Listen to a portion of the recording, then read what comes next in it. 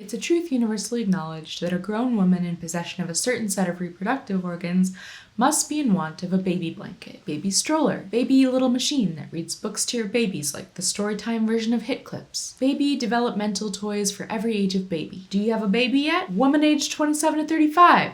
Why not baby? What are you for if not for baby? I'm 33 now, but a couple of years ago when I crossed that mystical canyon into unadulterated adulthood, my algorithms went haywire. 5-10 years ago, Instagram ads could sell me anything, and they did. Quip toothbrushes, Away suitcases, Glossier lip balms. I made a whole video about how eerie it was that an app could always serve to me exactly what I needed, until it couldn't. Sure, I post way less now, and I cycle on and off between even having the app on my phone, so maybe its data on me isn't as sharp. But why did shifting from one age bracket to another scramble up their targeting so much? So the first category of ads I started seeing were not that different than what I was used to. Makeup, clothing, slickly redesigned direct-to-consumer goods.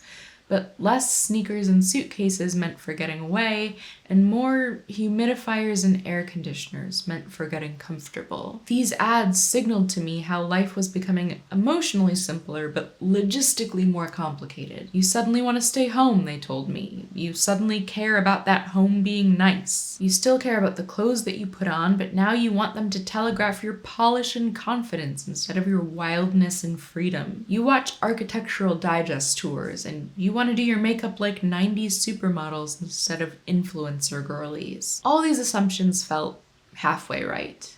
I guess, yes, I want my air conditioner to be quiet, but I resent thinking about and comparison shopping for air conditioners. You're advertising me things for dull people, and I'm not dull people.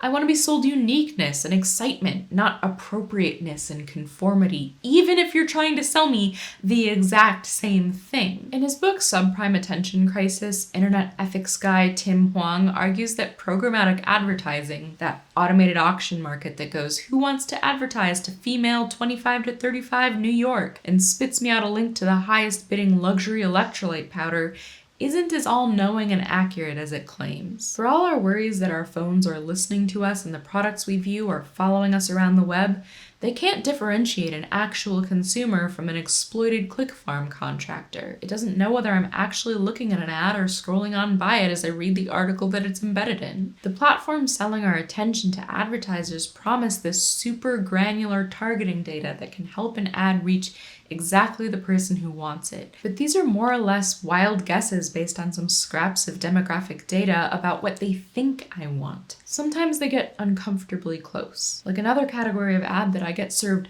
constantly lately is health stuff. From mental health apps to questionable supplements to sometimes like virtual visit pill mills for actual prescription medication. These recognize that I am the right age to maybe face some legitimate health issues for the first time, but also to not have a doctor believe me or not to have a doctor at all. But instead of fixing the kind of structural issues that make it so that, like, I paid a subscription fee to even be able to access a primary care provider who took my insurance and then lost that provider because, and this is true, Amazon bought my doctor's office. The best solution that advertising can offer me is about half a dozen self-care apps and a monthly subscription to $80 probiotics. But again, this fantasy fails to inspire me. It's like those feel-good stories about like a 10-year-old kid selling lemonade to fund his mom's cancer treatment that just remind you of the infinite horrors. In the life I really pine for, none of this should have to exist. Other times, the guesses are even more off base. There were ethical lab-grown diamonds and websites that allow you to aggregate all your favorite direct-to-consumer products into one wedding registry. Those gave way to modern and elevated baby stuff. These ads imagine that I am moving down a conveyor belt at a predictable pace. 25 to 32 wedding, 28 to 35 baby, 34 to 38 home ownership, the requisite products for each. I began to screenshot these ads to wonder why they couldn't understand from all the data that I willingly give up about myself that I am on a very different timeline. Obviously, I think it's because I'm winning and I'm so cool and so contrarian and I have so many browser extensions that make it harder to track me. But I'm getting better at being less easy to advertise to. And not just because my life hasn't tracked exactly to the averages. When I was in my early to mid-20s buying whatever VC-backed thing startup put some flat minimalist design in front of my face, I don't think that programmatic advertising knew me that well either. It's just that I was more credulous of the claims that the right kind of product would make me feel surer of my place in the world. That I could set up a rose gold toothbrush and an orange blossom scented candle like a pretty little shelf tableau inside the void in my soul. Now that suggestion insults me a little because of how many times I have tried it and failed. Because I understand more of the points where my real life as it's being lived and the fantasy life that's being served to me diverge. It's not that advertisers got worse at knowing me, but that in the way that can only be bought with time, I got better at knowing myself. Tell me in comments about the most absurd ads you've been getting served lately. What is it that they'll never understand about you? This video is made possible by the Radish Collective.